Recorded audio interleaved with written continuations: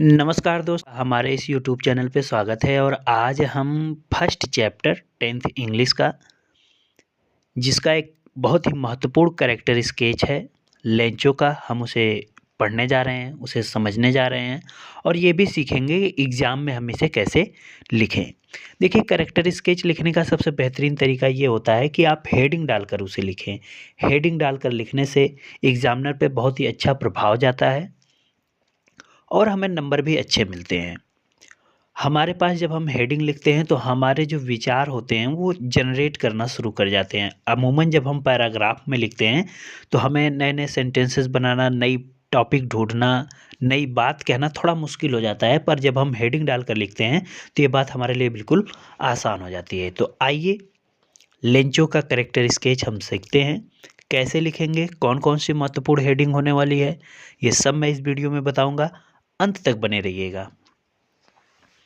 देखिए, पहली हेडिंग जो दे रखी है मैंने बनाई है, आप इसमें परिवर्तन कर सकते हैं, आगे पीछे कर सकते हैं, या आप चाहें तो यही एग्जाम में लिख सकते हैं।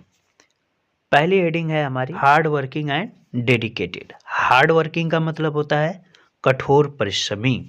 डेडिकेटेड का मतलब होता है निष्ठावान, समर्पण जिसे बोलते हैं, समर्पित। डेडिकेट का मतलब किसी काम को लेकर बहुत ज़्यादा समर्पित होना। तो पहली लाइन यहाँ पे दे रखी है, Lencho is a simple farmer who.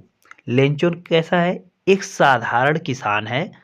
Who works tirelessly. Tirelessly का मतलब होता है बिना थके, जो बिना थके काम करता है। ऑन हिज फील्ड्स, अपने खेतों में काम करता है। टू प्रोवाइड, यहाँ पे प्रोवाइड का मतलब आप कहेंगे क्या प्रोवाइड करना। यहाँ पे प्रोवाइड का मतलब एक तरीके के फ्रेज के रूप में प्रयोग हुआ है। इसका मतलब है एजुकेशन, खाना पानी, दाना पानी, हर एक चीज़। तो प्रोवाइड यानी जो जो उनकी परिवार की ज़रूरत थी उन सभी चीज़ों को प्रोवाइड कराने के लिए, किसके लिए? फॉर हिज फैमिली, अपने परिवार की। तो लेंचो क्या था? एक साधारण किसान है। Who works tirelessly on his field, जो अपने खेतों में बिना थके काम करता है। To provide for his family, अपने परिवार की ज़रूरतों को पूरा करने के लिए। लिखा है his dedication to his land, अपनी भूमि के प्रति, अपने खेतों के प्रति उसका जो डेडिकेशन है, उसका जो लगाव है, उसका जो समर्पण है, रिफ्लेक्ट्स। रिफ्लेक्ट्स का मतलब हो जाएगा दर्शाता है।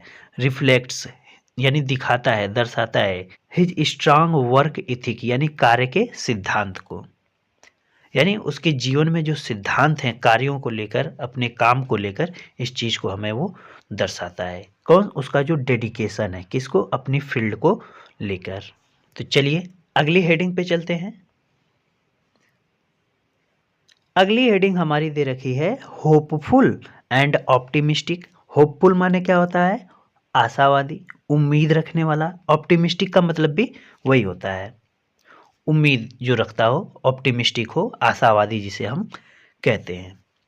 तो यहाँ पे दे रखा है even after his crops are destroyed, यानी लेंचो, अगर आप स्टोरी पढ़े होंगे, उसकी पूरी फसल तबाह हो जाती है, उसके बाद भी वो उम्मीद रखे रहता है। तो हम इसे हेडिंग बना देंगे। ये उसकी, आप चाहें तो लिख सकते हैं क्वालिटी। क्वालिटी लिखकर भी आप यही बात लिख सकते हैं, ठीक। तो यहाँ लिखा है कि even after his crops are destroyed, यहाँ तक कि उसकी फसल के तबाह होने के बाद। डिस्ट्रॉयड का मतलब होता है तबाह। उसकी फसल के तबाह होने के बाद, किसकी वजह से तबाह हुई थी फसल? बाई अ हेल स्टार्म, यानी ओलो की वजह से। ही डजंट लूज होप, वह अपनी उम्मीद नहीं छोड़ता है। ही डजंट लूज होप, वह अपनी उम्मीद नहीं छोड़ता है। He writes a letter to God, वह ईश्वर को एक पत्र लिखता है। तो आप ये बात ध्यान रखेंगे, गॉड यानी ईश्वर के लिए जब भी कोई अल्फ़ाबेट प्रयोग करेंगे, जैसे गॉड लिख रहे हैं तो आप हमेशा उसे कैपिटल लिखेंगे। उनके लिए अगर हिज का प्रयोग करेंगे तो हिज का एच कैपिटल लिखिएगा, ठीक। ये सब छोटी छोटी बातों का आपको ध्यान देना है। तो he writes a letter to God, वो यानी वो ईश्वर को एक पत्र लिखता है, और कामा यहाँ पे लगाएंगे, हम लिखेंगे बिलीविंग दैट, यह विश्वास करते हुए कि हेल्प यानी जो सहायता है, हेल्प विल कम, जो सहायता है वो आएगी। He writes a letter to God, वह ईश्वर को एक पत्र लिखता है, बिलीविंग दैट, यह विश्वास करते हुए कि हेल्प विल कम, सहायता आएगी, सहायता मिलेगी। ये उसकी क्या थी, होपफुल यानी ऑप्टिमिस्टिक। ये उसका गुण है कि वह क्या था, आशावादी था। डिस्ट्रॉयड होने के बाद भी उसके अंदर ये उम्मीद बधी हुई थी कि ईश्वर उसकी सहायता करेंगे। चलिए अगली हेडिंग मैंने क्या बनाया है, आइए देखते हैं। अगली हेडिंग है फेथफुल, विश्वास रखने वाला, वफादार जिसे आप कहते हैं। ये वफादार है, स्पिरिचुअल और आध्यात्मिक है। आध्यात्मिक किसे बोलते हैं, वो जो ईश्वर के एग्जिस्टेंस में मानता है, अपने आप को ईश्वर का अंश मानता है, ऐसे लोगों को क्या बोलते हैं, स्पिरिचुअल, धार्मिक जिसे आप कहते हैं, जो धर्म में विश्वास रखते हैं। तो आइए देखते हैं। Lencho's deep faith, Lencho's deep faith यानी लेंचो की का जो गहरा विश्वास है इन गॉड यानी ईश्वर में, इज एविडेंट, एविडेंट का मतलब होता है क्लियर, स्पष्ट हो जाता है, इन हिज एक्शंस यानी उसके कार्यों में। तो Lencho's deep faith in God यानी ईश्वर में जो लेंचो का गहरा विश्वास है, इज एविडेंट, वह बिल्कुल स्पष्ट हो जाता है, इन हिज एक्शन यानी उसके कार्यों में। ही ट्रस्ट, वह विश्वास करता है कि God will provide him with the money he need, यानी जो पैसे की उसे ज़रूरत है ईश्वर क्या करेंगे, वो उसे प्रोवाइड कराएंगे, उसे देंगे। किस चीज़ के लिए, to recover from his loss, उसके नुकसान की भरपाई के लिए, रिकवर यानी उस नुकसान को ठीक करने के लिए। तो ये क्या था, बहुत ही वफादार था, फेथफुल था, बहुत ही विश्वास रखने वाला व्यक्ति था, स्पिरिचुअल और बहुत ही आध्यात्मिक व्यक्ति था। आप हेडिंग चाहे तो बदल सकते हैं, अपने अनुसार बदल लीजिएगा एग्जाम में। मैंने बहुत ही आसान शब्दों में ये कैरेक्टर स्केच तैयार किया, अगर आप ऐसे लिख कर आएंगे तो आपके एक भी नंबर नहीं कटेंगे। ठीक, तो चलिए अगली हेडिंग मैंने क्या बनाई है, गेस करिए। चलते हैं अगली हेडिंग पे। अगली हेडिंग है हमारी इनोसेंट। जो लेंचो है वो बहुत ही इनोसेंट है। एंड नेव, नेव का मतलब होता है नौसिखुआ, नया नया जिसे आप बोलते हैं, फ्रेशर जिसे बोलते हैं, मासूम भी आप बोल देंगे। तो इनोसेंट मैंने लिखा, लगभग दोनों एक ही जैसी वर्ड मीनिंग है। इससे क्या होगा, हम एक शब्द अगर लिखते हैं इनोसेंट तो उतना इम्पैक्ट नहीं पड़ेगा, हम उसी का सिनोनिम लिख देंगे तो बात हमारी अच्छी लगेगी, हेडिंग और भी अच्छी हो जाती है। चलिए देखते हैं, यहाँ लिखा है his innocence is highlighted by his belief, उसकी जो मासूमियत है, इनोसेंस का मतलब होता है मासूमियत, his innocence is highlighted by, उसकी जो मासूमियत है वो प्रदर्शित होती है, बाय हिज बिलीफ, उसके विश्वास से कि द पोस्ट ऑफिस एम्प्लॉइज यानी पोस्ट ऑफिस को के जो एम्प्लॉय हैं, could not have helped him, वह उसकी सहायता नहीं कर सकते।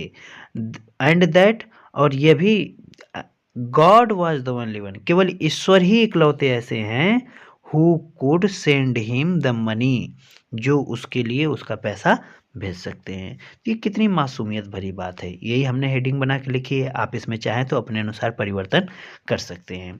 उसकी मासूमियत इस बात से प्रदर्शित होती है कि उसका भरोसा ये था, उसका विश्वास ये था कि पोस्ट ऑफिस के जो एम्प्लॉय हैं वो उसकी सहायता नहीं कर सकते, बल्कि वो जो ईश्वर हैं, वो इकलौते ईश्वर हैं, जो यानी कि God was the only one, इकलौते ईश्वर ही ऐसे हैं जो उसकी सहायता कर सकते हैं और उसके लिए पैसे भेज सकते हैं। तो चलिए आप इसके बाद एक आध हेडिंग अपने से बना सकते हैं, पर इतना लिखना बहुत काफ़ी हो जाएगा। आइए, तो लास्ट में आप कंक्लूजन में लिख सकते हैं, एक लाइन छोड़ के लिख लीजिएगा। देखिए मैंने डैश भी यहाँ लगाया है, आप एक लाइन छोड़ के जैसे लाइन बदलते हैं वैसे लिखिएगा।